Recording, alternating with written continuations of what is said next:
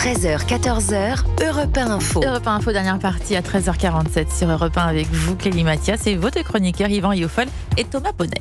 On va revenir sur les atrocités qui ont été commises au Darfour, au Soudan. Mais juste avant, je voudrais quand même vous faire écouter Laurent Nunez, puisque vous savez qu'on est quelques jours après l'adoption à l'Assemblée nationale d'une résolution du Rassemblement national qui vise à dénoncer l'accord franco-algérien de 1968. Samedi, le ministre de l'Intérieur, Laurent Nunez, a réagi. Il a mis en garde contre la méthode du bras de fer avec l'Algérie. Le bras de fer n'a pas marché, c'est exact, mais pour une raison, de mon point de vue, c'est qu'on ne l'a pas utilisé, ce bras de fer. Le ministre de l'Intérieur de l'époque, le ministre d'État, Bruno Retailleau, a été empêché de mettre en œuvre le bras de fer. Aujourd'hui, nous délivrons autant de visas qu'auparavant, 250 000 visas aux Algériens.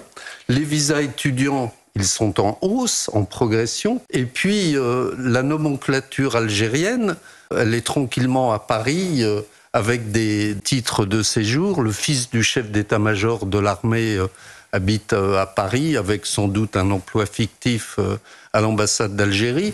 Donc, en fait, aucun levier de pression n'a été utilisé. Nous n'avons jamais utilisé les leviers. Alors, vous avez bien compris ce que j'ai mal dit. Laurent Nunez a certes mis en garde contre la méthode du bras de fer, et c'était Xavier Griancourt, l'ex-ambassadeur de France à Alger, qui était l'invité de Sonia Mabrouk ce matin sur CNews et Europe 1, qui dit mais ça ne marche pas. Qu'est-ce qu'il faut faire? On a l'impression qu'on a tout essayé. Laurent Nunez dit le bras de fer ça marche pas, mais vous avez entendu Xavier Griancourt. Le bras de fer n'a pas été essayé, en effet. Moi, ce que je constate, c'est qu'il y a quand même un deux poids, deux mesures. C'est-à-dire que je vois effectivement la posture guerrière belliciste du président de la République quand il s'agit d'avoir à s'opposer à Vladimir Poutine, qui ne nous menace pas très directement. Alors peut-être est-ce que cela peut se discuter, mais enfin, en tout cas, il n'y a pas une menace directe. En revanche, je vois une soumission du même Emmanuel Macron face à l'Algérie qui, elle, nous menace très directement. Nous menace, nous nargue, nous méprise même. Et en effet, c'est le mot de mépris, d'ailleurs, qui a été prononcé par l'ancien ambassadeur. Donc la question que je me pose est de savoir en effet pourquoi la France, qui fait des effets de manche sur la scène internationale, accepte de se soumettre dans le fond à cet État soviétoïde totalitaire qui est effectivement l'Algérie. Et dans cette hypothèse d'avoir à répondre à cette question, je suis obligé de me dire que la France elle-même craint des réactions des populations issues de l'immigration et issues de l'immigration algérienne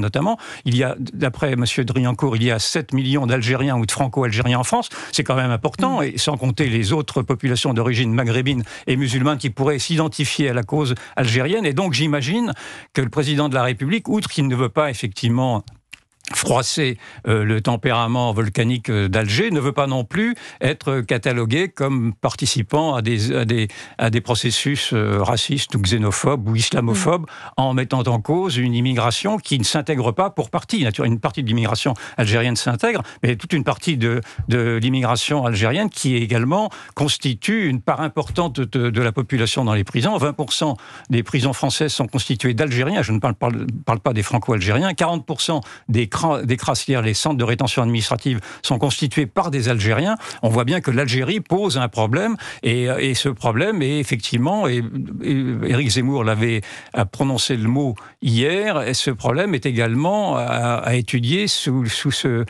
cet aspect de la contre-colonisation qui peut être reproché maintenant à cette population qui vient en revanche de la guerre d'Algérie afin de contre-coloniser. Donc, un colonisateur, il y a tout ceci qui entre en scène. On a compris d'ailleurs votre pensée. Est-ce que revenir sur les accords de 68, pour vous, ce serait déjà une bonne étape? Mais oui, alors j'entends les spécialistes nous dire que si on revenait sur les accords de 68, on appliquerait les accords d'Évian qui étaient encore plus laxistes. J'imagine qu'on n'est pas obligé de revenir aux accords d'Évian. Moi, alors c'est un débat de spécialistes, ce n'est pas dans mes cordes, mais en tout cas, il faut effectivement faire preuve de fermeté et appliquer le bras de fer que Bruno Retailleau avait évoqué verbalement et qui n'a pas pu essayer. Ce qui est très choquant d'ailleurs, c'est de remarquer que Laurent Nunez, qui a été son bras droit, s'empresse depuis qu'il a pris le poste de Bruno Retailleau de tailler des croupières à Bruno Retailleau et d'offrir la tête de Bruno Retailleau au régime algérien, parce que c'est en fait ce qui se passe aujourd'hui.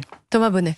Oui, et je pense que c'est une mission qui est diligentée en haut lieu. Je pense que Laurent Nunez, quand il s'exprime ce week-end, il le fait aussi, à mon avis, sur demande du Quai d'Orsay, voire de l'Élysée, parce qu'en effet, Bruno Retailleau, alors même qu'il n'a pas pu mettre en place ce fameux bras de fer, est devenu, d'une certaine manière, le symbole de la volonté française, d'une partie de la France en tout cas, d'aller au bras de fer avec l'Algérie. Et ça, l'Algérie l'a très bien compris, parce que, comme l'a expliqué Xavier Driancourt ce matin, ils lisent très bien dans notre jeu, et donc il voulait que Bruno Retailleau soit débranché d'une manière ou d'une autre. Et donc là, effectivement, on donne des gages dans ce sens-là.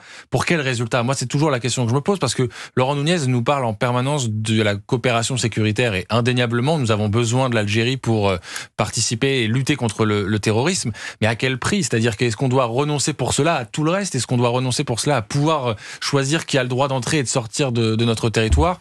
Je m'interroge sur la façon avec laquelle on mène notre diplomatie. Moi, l'impression que j'ai, parce que je crois pas vraiment au fantasme des banlieues qui se soulèveraient pour défendre le régime algérien, j'y crois pas une seconde.